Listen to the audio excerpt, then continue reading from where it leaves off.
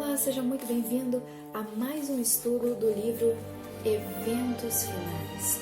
Hoje nós vamos estudar a respeito do estilo de vida e as atividades do remanescente. O nosso estudo hoje é do capítulo 6 do livro Eventos Finais.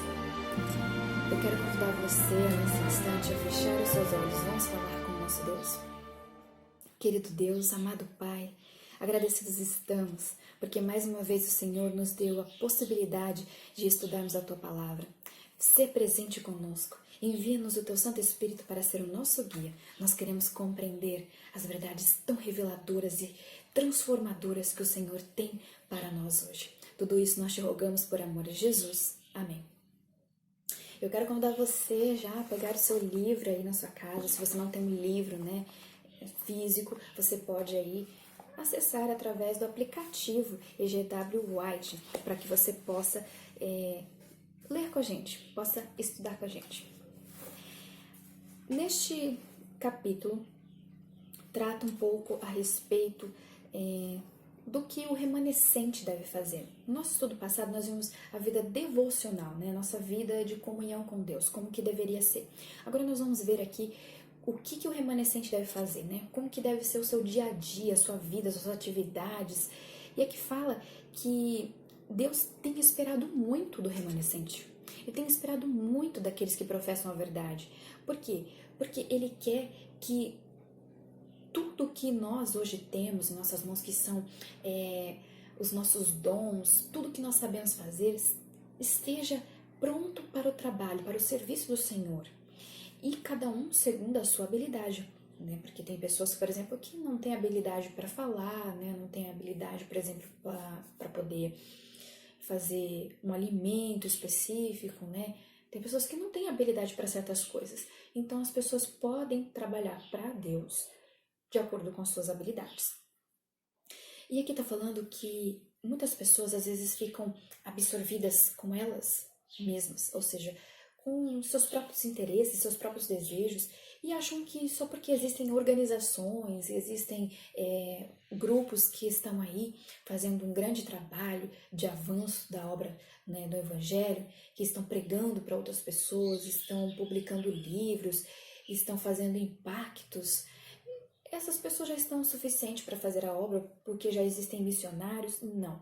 Aqui está falando que pessoas que ficam só absorvidas com elas mesmas, elas estão deixando morrer dentro do coração o amor de Deus, que devia ser dedicado às pessoas que estão lá fora, às pessoas que necessitam desse evangelho, que necessitam da obra que vai ser transformadora na vida delas. E aqui está falando que o nosso serviço deveria ser para com os pobres, com os enfermos, em anunciar o evangelho aos perdidos. E não devemos deixar isso para pessoas que já fazem, ou seja, para missionários, para organizações, para institutos, enfim. A nossa responsabilidade é individual, é um esforço individual, um sacrifício pessoal e são exigências do Evangelho. Olha aqui o que diz: mantenha-se ocupados até que eu volte, Lucas 19, verso 13. Talvez faltem apenas alguns anos para que termine a história dessa terra, mas até lá nós devemos nos manter ocupados. Não devemos ser desleixados, preguiçosos, ficarmos acomodados. Deus quer que cada um trabalhe. Cristo quer que cada pessoa se habitue a esperar calmamente a segunda vinda. E todos, está escrito aqui, todos, não deve esperar você pelo seu pastor, não deve esperar você por um amigo, por um parente, por uma pessoa que você conhece, que ela venha e abra as escrituras para você, que ela venha e leia algum livro do Espírito de profecia para você. Não. Olha o que está falando. Todos devem examinar diariamente. Não é uma vez por semana, não é uma vez a cada um mês, 2 meses, não. Todos os dias, diariamente, a palavra de Deus, mas não negligenciar os deveres atuais, ou seja, não ficar só aqui na palavra de Deus. Você também deve fazer os deveres. Quais são os deveres atuais? Olha, o seu serviço do dia a dia, o seu trabalho, enfim. Cristo declarou que quando ele vier, alguns de seu povo estarão empenhados em transações comerciais. Alguns estarão semeando no campo, outros ceifando e recolhendo o que foi ceifado, ou trabalhando no moinho. Não é a vontade de Deus que seus eleitos abandonem os deveres e as responsabilidades da vida e se entreguem à ociosa contemplação, vivendo um desvaneio religioso. Ou seja, Deus não quer que a gente simplesmente pegue aqui a Bíblia e fique agora só absorvido pela Bíblia e esqueça o resto, esqueça de cuidar da casa, esqueça de trabalhar, como está falando aqui, quando ele vier, muitas pessoas vão estar trabalhando. Então ele não quer que a gente viva uma vida ociosa, uma vida de desvaneio. Olha o que diz aqui. Devemos vigiar. Lembra que no nosso estudo anterior a gente também falou sobre isso, vigiar, né? Trabalhar e orar. Então nós devemos vigiar, trabalhar e orar como se fosse o último dia a nós concedido, como se Cristo voltasse hoje. Nós devemos fazer isso todos os dias. Amanhã a mesma coisa. Você tem que fazer isso como se ele viesse naquele momento. E nossa única esperança está em realizar o trabalho de cada dia como ele se apresenta, labutando, vigiando, esperando, confiando em todas as ocasiões na força daquele que esteve morto, mas reviveu e está vivo para todo sempre. Olha o que você deve fazer no seu lar. Cada manhã, consagrem-se a Deus com seus filhos. Não façam cálculos para meses ou anos. Um curto dia é o que lhe é dado. Ou seja, você tem um dia para fazer isso. Você não tem que ficar pensando no amanhã e depois da manhã. O amanhã pertence a Deus. Você deve se preocupar com o hoje. E viver como se fosse o último dia de vocês na terra. Trabalhando para quem? Para o Mestre. Nós estamos trabalhando para Ele. Apresentem a Deus todos os seus planos para serem executados ou também rejeitados, conforme a sua providência. Aqui está falando que nós devemos também ter uma dedicada observância ao sábado, o quarto mandamento de Deus. Por quê? Porque aqui está falando que é o intuito do Pai Celestial preservar entre os seres humanos, por meio da observância do sábado, o conhecimento de si mesmo. Seu desejo é que o sábado nos aponte para Ele como o único Deus verdadeiro. E pelo conhecimento dele, nós possamos ter vida e ter paz. Durante toda a semana, nós devemos já ter em mente o sábado, ou seja, estar nos preparando. Hoje, por exemplo, eu estou gravando num domingo. Quando nós fazemos o pôr do sol lá do sábado para iniciar a nova semana, nós já devemos nos preocupar com o sábado que virá. Ter em mente isso, a fim de observar esse mandamento de uma forma clara. O que está acontecendo hoje é que as pessoas estão observando este dia da forma errada. As pessoas acham que estão guardando o sábado porque nesse momento nós não estamos indo à igreja. Mas geralmente, quando íamos à igreja, as pessoas achavam que guardar o sábado era passar o dia todo na igreja. Culto, escola sabatina, culto jovem, reunião, era o dia inteiro dentro da igreja. E a família, cada um ficava num canto, né? Porque um deles ou alguns da família tinha que ficar em reuniões e isso e aquilo. E não passavam nenhum momento na criação de Deus, né? No campo, vendo a natureza, porque nós temos que lembrar das obras da criação nesse dia. É um dia que foi feito para que o homem esteja absorvido das coisas celestes e não das coisas humanas. E ficar lá dentro da igreja e fazendo reunião dia de sábado, isso e aquilo, e ficam cansados. Então, quero um dia para descansar a mente, descansar o corpo, mas também não é um dia também só para ficar dormindo, porque tem pessoas que pegam o sábado só para dormir. Então, os dois extremos estão errados. Por quê? Porque o sábado é um dia especial, um dia para lembrarmos de Deus. Como nós vamos lembrar de Deus se nós estamos fazendo somente coisas que nos favorecem, não é mesmo? E aqui está falando que nenhum serviço relacionado com os 6 dias anteriores será deixado para o sábado. Você não deve deixar nada para o sábado. Porque se você deixar alguma coisa para o sábado, o que vai acontecer? Você vai acabar quebrando o mandamento de Deus e você não vai estar guardando o mandamento de Deus. Neste dia, o que nós devemos fazer? Atentar às necessidades da vida, cuidar dos doentes, suprir as faltas dos necessitados. E não terá por inocente aquele que negligenciar aliviar o sofrimento no sábado. Muitas pessoas, eu já vi falando a respeito disso, falam que não deve, nesse dia, por exemplo, levar uma pessoa no médico, que a pessoa está ali passando mal, não tem mais jeito, ou que não pode comprar um remédio, ou, por exemplo, que não pode ajudar um animalzinho que está preso lá, ou que caiu dentro de um buraco, enfim. E aqui Jesus mostrou totalmente ao contrário. Se você pegar Mateus capítulo 12 e ler Marcos também 2, do verso 23 a 28, Lucas 14, de 1 a 5, e Lucas 6, de 1 a 5, você vai ver ali que Jesus, Ele pediu para os discípulos, e permitiu, né, na verdade, os discípulos colherem milho para comer.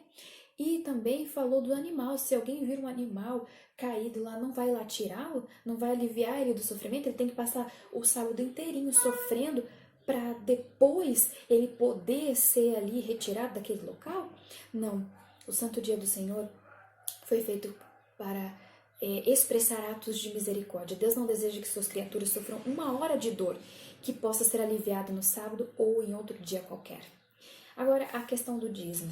E eu quero aqui trazer um ponto interessante. O dízimo é sagrado, tá? E ele tem que ser reservado para Deus. E ele tem que ser trazido ao seu tesouro. Né? Não está falando aqui a casa, o tesouro, está falando seu tesouro, ou seja, a sua obra. Né? A manutenção dos obreiros do evangelho no seu trabalho. E ali está falando para ler Malaquias 3, e fala também que o Novo Testamento não dá uma nova lei sobre o dízimo, como também não dá uma nova lei sobre o sábado. Por quê? Porque ambos são válidos e eles têm uma importância muito grandiosa, ou seja, do mesmo jeito que o sábado ele não foi modificado, a lei do dízimo também não. Tá? E aqui está falando que nós devemos fazer isso porque auxilia na obra do evangelho. Tá? Então, cada um de acordo com a sua capacidade. A caridade na hora da morte é um pobre substituto para a beneficência em vida. Ou seja, muitas pessoas deixam lá para aquele último momento. Ou tem pessoas que não ajudam em nada e quando morre e deixam tudo aí para ser consumido por outras pessoas, né? E não levam nada com elas. É isso que está querendo dizer aqui. Então, nós somos colocados sobre prova. E está falando que nenhum daqueles cujo caráter estiver maculado com a nó do imundo do egoísmo poderá entrar no céu. Por quê? Tem pessoas que não ajudam na obra porque são egoístas, porque não querem realmente dispensar o seu valor, o seu dinheiro para as obras que são necessárias do Evangelho. E é um erro grandioso. Olha aqui que fala, o uso que fizermos deles, ou seja, dos bens que Deus nos dá, vai nos revelar se poderão ser-nos confiadas as riquezas celestes, as riquezas eternas. Alguns poderão dizer, agora a questão de instituições.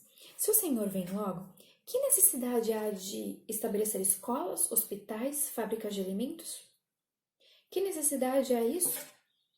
Né? Aqui está falando que nós devemos desenvolver os nossos talentos e enquanto o Senhor não vem, nós precisamos fazer essa obra.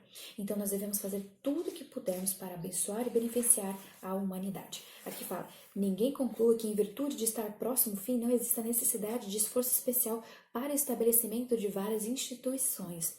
Somente quando o Senhor nos disser que não é mais para empreender, então vai chegar o momento que Ele vai nos falar e nós vamos poder então cruzar os braços e permitir que o Senhor Deus termine a obra. A obra médico-missionária. A obra médico-missionária tem uma importância grandiosa. Quem lê o livro Medicina e Salvação vai compreender a respeito disso. Aqui está falando que à medida que a agressão religiosa destruir as liberdades de nossa nação, os que quiserem permanecer ao lado da liberdade de consciência serão colocados em situações desfavoráveis. Por isso, a oportunidade da obra médico-missionária. Por quê? Porque as pessoas devem ser hoje entendidas das doenças, das suas causas, e também devem compreender as maneiras de como curá-las, de como evitá-las. Então, ao ver aqui pessoas necessitadas de alívio para o seu sofrimento, necessitando de ajuda, através da obra médico-missionária, nós podemos não só transmitir a cura e também mostrar como evitar as doenças, como trazer a elas a fé em Jesus. Olha o que foi aqui também demonstrado a respeito da saúde. Foi mostrado que a reforma de saúde faz parte da terceira mensagem de quem? Da mensagem do terceiro anjo, né? Da mensagem do terceiro anjo. E também está muito intimamente ligada a ela, como um braço está ligado à nossa mão. Olha como a mensagem de saúde é. Chá, café, fumo e álcool precisam ser apresentados como transigências, ou seja, é pecado usar essas coisas, né? Existem lá os chás, né, que são específicos, não é todo chá, né? Aqui ela fala do chá preto. Não podemos pôr a carne, os ovos, manteiga e queijo num pé de igualdade com esses artigos. Por quê? Porque por Deus essas coisas não são pecado, mas chá, café, fumo e álcool sim, tá? Chá, café, fumo, cerveja, vinho e todas as bebidas alcoólicas não devem ser ingeridas moderadamente, mas completamente rejeitados. Olha aqui. A verdadeira temperança nos ensina a dispensar inteiramente todas as coisas nocivas e usar adequadamente aquilo que é saudável. Ar puro, luz solar, abstinência, repouso, exercício, regime conveniente, uso de água e confiança no poder divino, esses são os verdadeiros remédios. Você também pode encontrar a respeito desse assunto no livro Ciência do Bom Viver, Conselhos sobre Regime Alimentar. Tudo quanto prejudica a saúde não somente diminui o vigor físico, como tende também a enfraquecer as faculdades mentais e morais. Ou seja, você quer ser uma pessoa que não transgride a lei de Deus, uma pessoa que consegue fazer escolhas pela razão, você precisa então mudar os seus hábitos alimentares. A transigência com qualquer prática nociva à saúde torna difícil uma pessoa discernir entre o bem e o mal. Ou seja, o que você está comendo pode interferir sim na sua escolha, pode interferir sim no que você vai fazer ou não. Ou seja, se você vai resistir ao mal ou se você vai acabar cedendo a ele. Olha o que diz aqui. Deus está procurando nos levar passo a passo de volta aonde? Ao desígnio original. Qual que é o desígnio original? O Éden. O que ele criou no Éden para Adão e Eva comer? Volta lá em Gênesis capítulo 1 e capítulo 2, você vai entender a respeito disso. E também fala aqui que a alimentação cárnea deve ser finalmente abandonada. Esse é um assunto que traz muita polêmica e também muitas dificuldades para muitas pessoas, porque as pessoas começam a colocar, vamos assim dizer, colocar barreiras, para esse pressuposto. Mas a gente tem aqui que a carne deixará de fazer parte do regime alimentar daqueles que realmente querem seguir para o céu. Porque no céu, vamos pensar, no céu vai matar algum bichinho? Vai existir morte? Não. Então, se você quer ir para o céu, você precisa já começar aqui a fazer as coisas que você deverá consumar lá. Então, nós precisamos mudar os nossos hábitos. Agora aqui, aos que devem estar atentos para o perigo de comer carne, pois ainda estão ingerindo carne de animais, arriscando não só a saúde física e mental, mas a espiritual. Muitas pessoas acham assim, eu vou fazer o regime alimentar porque eu quero ter mais saúde. Não significa que você fazer um regime alimentar, você não vai ficar doente. Não é isso. É para você ter um contato melhor com Deus. Como que você vai ter um contato melhor com Deus se você está aí negligenciando a sua alimentação? Então, lembra que está falando ali em cima que o que você come pode influenciar na sua faculdade mental e moral? Então, é isso que Deus quer dizer aqui. Muitos que agora estão apenas meio convertidos com relação à questão de comer carne se afastarão do povo de Deus para não mais andar com ele. Olha que coisa interessante, que alerta Deus nos dá aqui. E mais à frente fala sobre o jejum e oração. Hoje deveria ser o momento que o povo de Deus deveria ser mais fervoroso, mais desperto, mais confiante na palavra de Deus. Mais confiante no seu líder do que na sua própria sabedoria. O jejum e a oração, nós deveríamos separar um dia para o jejum e a oração. Olha o que diz aqui. Pode não ser exigida a completa abstinência de alimento, mas deve comer moderadamente do alimento mais simples. Olha o que diz. É a abstinência de qualquer espécie de estimulante de alimento e o uso apropriado de alimentos saudáveis e simples que Deus proveu em abundância. Então a gente tem que, nesse momento, pensar em um dia especial para fazermos esse jejum. E aqui está falando que quem não consegue fazer a abstinência total do alimento pode comer o alimento que realmente faz bem nesse dia, para que haja uma renovação, para que haja uma relação mais próxima de Deus, ou seja, um alimento que o aproxime do céu e que dá disposição e vitalidade para se ter uma experiência religiosa completa. Olha o que diz. O fermento da piedade não perdeu inteiramente seu poder. Na ocasião em que o perigo e a crise da igreja crescem, o grupo que permanece na luz está suspirando e clamando por causa das abominações cometidas na terra. Então, as suas orações, ou seja, desse grupo que tem luz, subirão ao céu. Por que está acontecendo isso? Por que tem um grupo que está clamando, suspirando por todas as abominações que está acontecendo? Porque os membros que não estão muito se preocupando com a sua maneira de viver e se alimentar, com as coisas que Deus propôs, eles estão agindo de acordo com o mundo. Olha aqui, muitos, por causa de obreiros não consagrados, as coisas às vezes vão mal. A gente tem visto isso na igreja, não é? E muitas vezes nós vamos ter que chorar por causa dos maus procedimentos dessas pessoas. Mas aqui nós temos que ver que a supervisão está sobre a mão de quem? Do mestre. E aqui fala que ele que vai dar as ordens, ele que vai dar a direção. Então nós não devemos nos preocupar, né? Olha o que diz, todas as partes da obra, nossas igrejas, missões, escolas sabatinas, instituições, tudo ele leva no coração. Ou seja, nosso mestre Jesus, ele está levando no coração as nossas instituições. Tudo que está acontecendo, ele está vendo. Então, ele fala aqui, por que se preocupar? O intenso desejo de ver a igreja impregnada de vida tem de ser temperado com inteira confiança em Deus. Nós precisamos confiar em Deus, que Ele vai fazer a obra. Que ninguém sobrecarregue as habilidades que Deus lhe deu no esforço por promover mais rapidamente a causa do Senhor. Não pode o ser humano apressar essa obra. Ou seja, tem pessoas que estão, às vezes, sobrecarregando, colocando sobre si toda a responsabilidade para tentar apressar a obra de Deus, mas isso não está nas nossas mãos. Nós devemos fazer aquilo que nos é possível, não o que não nos é, para ficarmos doentes, debilitados, o que adiantará isso? O culto familiar. Ao fim da tarde e pela manhã, una-se com os filhos no culto a Deus, levando sua palavra e cantando o seu louvor. Ensine-os a memorizar a lei de Deus. O culto familiar deve ser curto e espiritual. Por que curto? Porque crianças, geralmente, elas não conseguem ficar muito tempo ali absorvidas das coisas que estão sendo faladas, cantadas. Então, a gente precisa ter um momento que a criança realmente goste, porque se você ficar ali demorando e falando, a criança vai ficar sem interesse, vai ver aquilo como algo ruim, monótono, e não vai querer mais fazer parte do culto. Não pode ser uma coisa enfadonha, que quando acaba seja um alívio. Não, tem que ser uma coisa que seja realmente espiritual. Então, pedir para que, por exemplo, o pai leia um trecho das escrituras que seja interessante, que tenha uma fácil compreensão.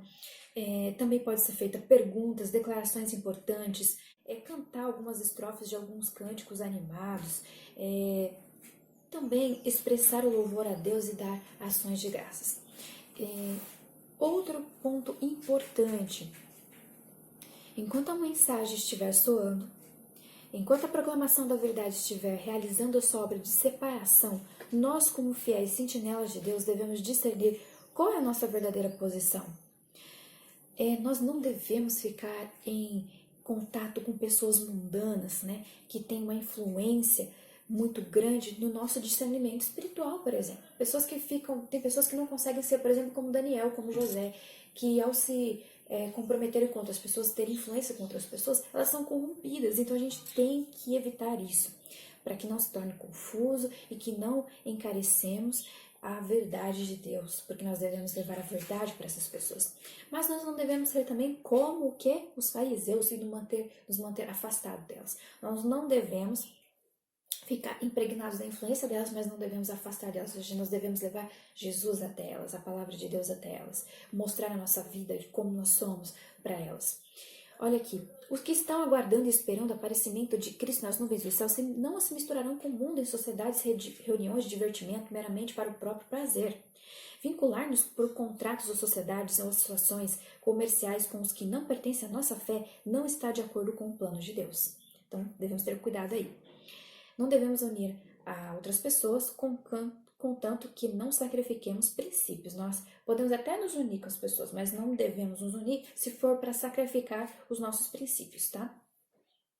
Recreação, porque para Deus não existe divertimento. Divertimento é uma palavra que já vem de divergência, de dividir. Para Deus existe recreação. O que deve ser feito, então, para o cristão se alegrar? Revigorar o espírito, fortalecer o corpo por meio da recreação inocente. Mas como que é essa recreação inocente, é o propósito de usar as nossas energias físicas e mentais para a glória de Deus. Então, o que nós devemos como cristão fazer? Nós podemos nos recrear através de coisas que não dispersem a nossa mente ou comprometem a nossa espiritualidade. Não iludam e nem tragam como consequência uma triste influência que destrua o respeito próprio, ou seja, o respeito para conosco, e também nos impeça de ser úteis. Então, nós devemos sempre ter em mente que uma recreação deve ser onde nós conseguimos levar Jesus e manter o espírito de oração e estarmos perfeitamente seguros. Se não é possível isso, então não é um lugar, não é um momento, uma coisa aprovada por Deus. Olha o que diz sobre as nossas reuniões. Nós possamos ter a consciência livre de ofensa para com Deus e as pessoas, consciente de não termos ferido ou prejudicado de algum modo aqueles com quem entramos em contato, ou temos exercido uma influência nociva sobre eles. Qualquer atividade na qual você puder envolver, pedindo ela com fé, e a bênção de Deus não será perigosa, né? Mas todo divertimento que desqualifica uma oração particular, ou seja, um momento de paz, de tranquilidade para devoção ou tomar parte em reuniões de oração, não é seguro, é perigoso. Agora aqui falar a respeito da música, né? A música como influência na nossa vida. O que acontece, né? Os filhos de Israel, eles se alegravam, sim, eles se alegravam, eles cantavam. E como nós podemos fazer isso, né? Porque o cântico, ele tem um poder maravilhoso na nossa vida. Ele tem poder para subjugar, por exemplo, a nossa natureza rude, inculta, e pode também suscitar, despertar compaixão, promover harmonia e banir a tristeza. Os maus pressentimentos, destruir o desânimo, mas também nós devemos ter cuidado com relação à música, porque a música faz parte do culto divino. Nas cortes celestes, elas são entoadas, e em nossos cânticos de louvor a Deus também, né, nos nossos cultos. Então, o uso de instrumentos musicais não é absolutamente questionável. Eles eram usados nos cultos dos tempos antigos. Eles adoravam a Deus com que? Harpa, símbolo, e a música deve ter seu lugar em nossos cultos. Mas eu chamo a atenção a ler o livro A Música e Sua Influência na Vida do Cristão. E também, você que não tem muito conhecimento a respeito de música, eu vou deixar na descrição aqui desse vídeo todos os pontos importantes a respeito da música. Alguns vídeos na internet que falam a respeito disso. Nós temos o Leandro Dalla, que fala a respeito também de música, o Hélio Potinho. Eu vou deixar alguns vídeos aqui relacionados a essa questão para que vocês possam aprofundar. Entretenimento perigoso. As casas de diversões, as mais perigosas é o teatro. Das mais perigosas é o teatro. Por quê? Ali é um viveiro da imoralidade. Hábitos imorais e tendências pecaminosas são fortalecidos e confirmados por esses entretenimentos. Cantigas ali tem o quê? Cantigas, lugares, gestos, expressões e atitudes indecentes que corrompem a imaginação e rebaixam a moral. E isso é uma verdade. Todo jovem que assiste regularmente essas exibições será corrompido nos princípios. Não existe em nosso país uma influência mais poderosa para corromper a imaginação, destruir as impressões religiosas e enfraquecer o gosto pelos prazeres tranquilos e sóbrios da realidade da vida do que as diversões teatrais. Quando aqui ela fala teatral, nós temos que ter noção de uma coisa. A palavra teatro, lá no inglês, ela é diferente. E ali, ela não estava relacionando só ao teatro, né, que é uma peça, mas ela estava se relacionando, né, trazendo ali à tona também o cinema, as novelas. Ela fala tudo sobre isso. E quem tiver também mais interesse, eu vou deixar aqui na descrição do vídeo, um vídeo falando o que Deus revelou sobre as encenações. O gosto por essas cenas aumenta cada vez mais que assistimos elas, assim como o desejo para com as bebidas intoxicantes se intensifica com o seu uso. Ou seja, está comparando aqui essas relações teatrais que são o quê? O cinema, né? Que são os filmes, as novelas, as séries, todas essas coisas, os teatros, tudo relacionado a isso é como se fosse uma pessoa que está viciada por bebida, porque quanto mais a pessoa usa, mais ela quer. Ó, a bênção de Deus não seria invocada sobre a hora passada no teatro ou na dança. E aqui quando ela fala teatro, como eu já falei, a palavra teatro lá no inglês se remete não só ao teatro peça, mas ele se remete a novela, filme, todas essas coisas. Nenhum cristão desejaria morrer num lugar desses. Ninguém gostaria de ser encontrado ali quando Cristo retornar.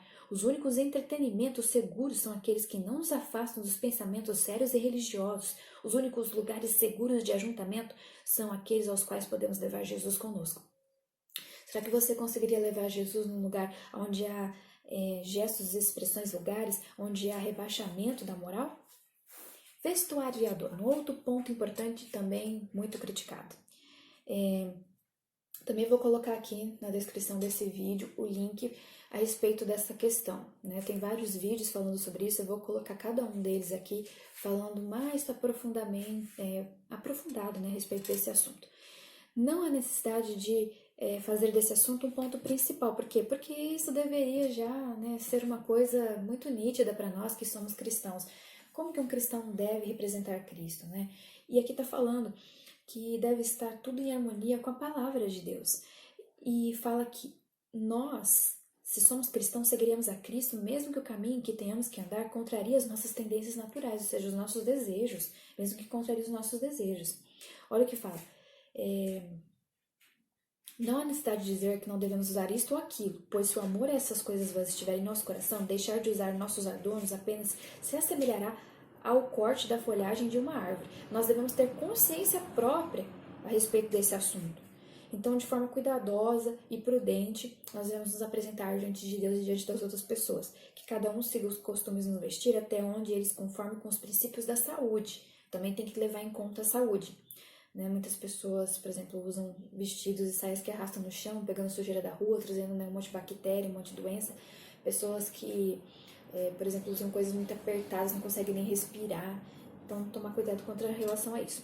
Nossas irmãs devem se vestir com simplicidade, com um material bom, com um material durável, de maneira modesta e apropriada para a sua idade. Tem pessoas que tá lá, né, com 40, 50, 60 anos, está usando ali uma roupinha de jovem, como se fosse jovem.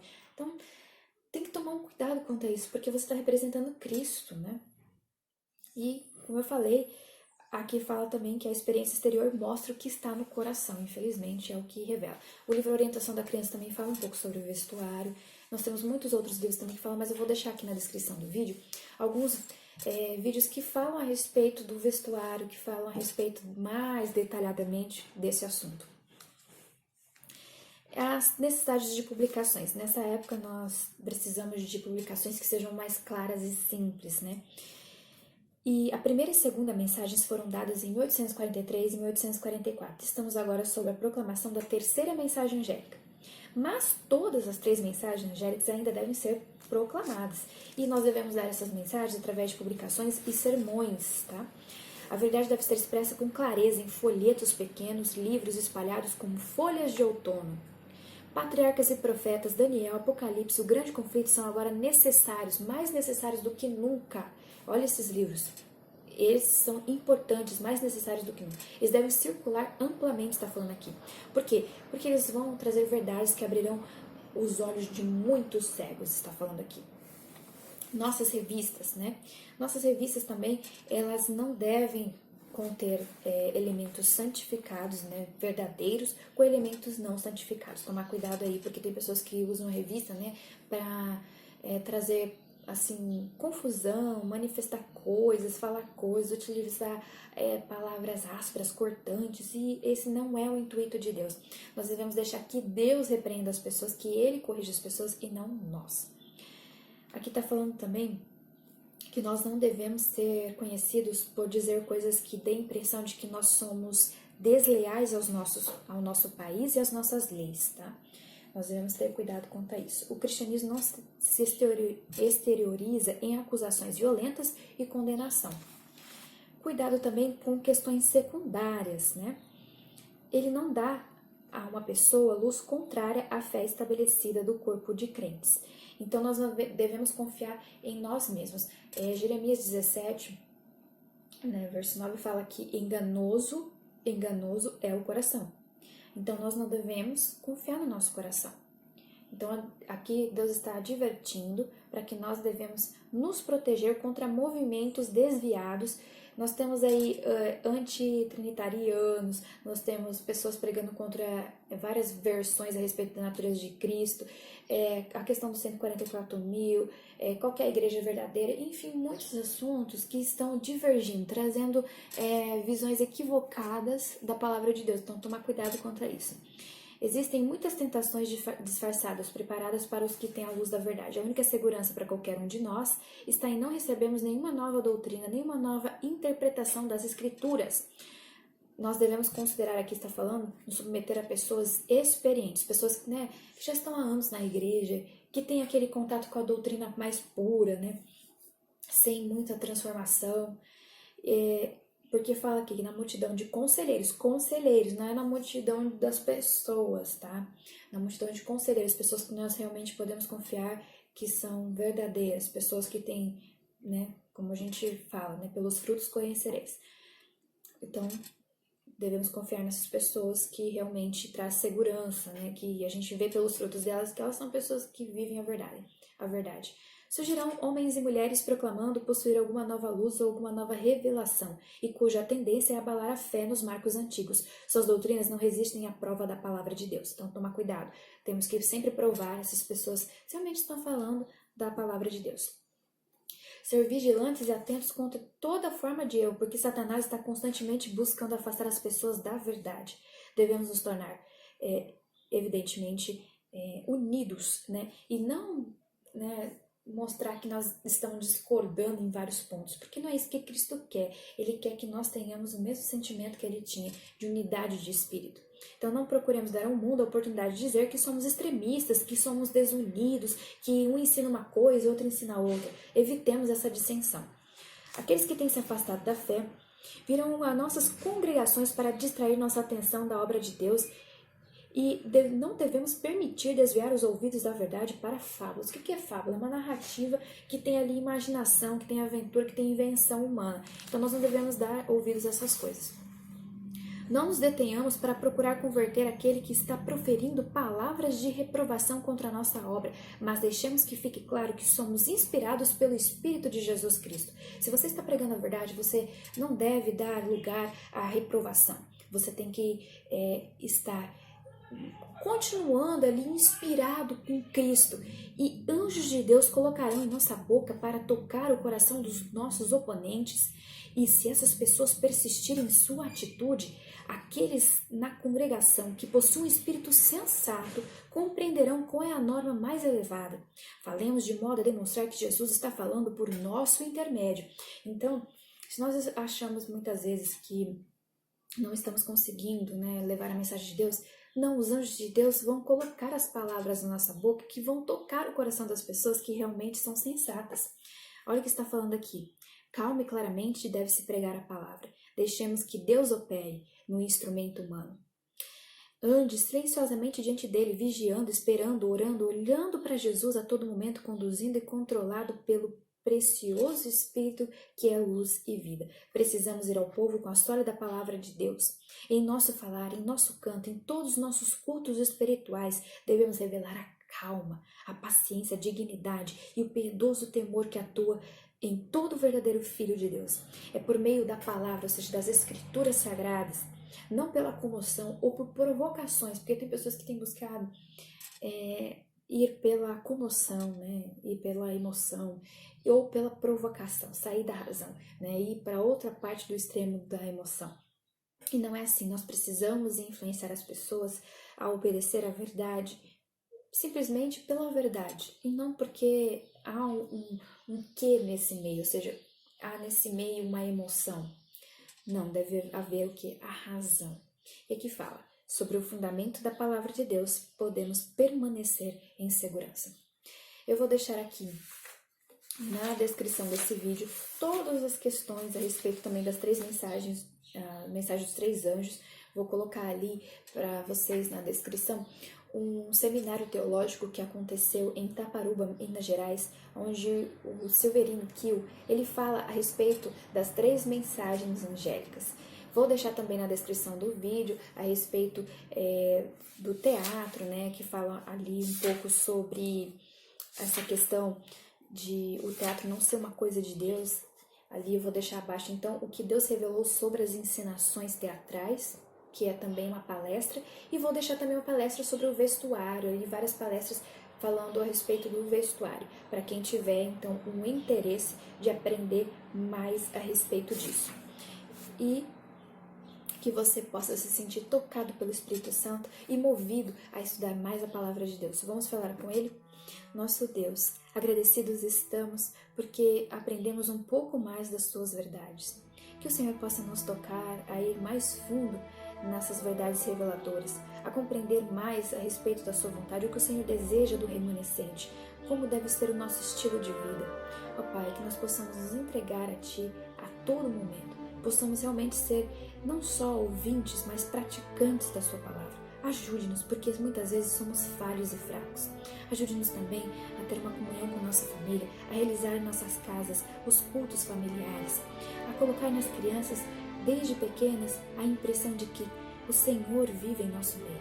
Tudo isso nós te rogamos por amor a Jesus.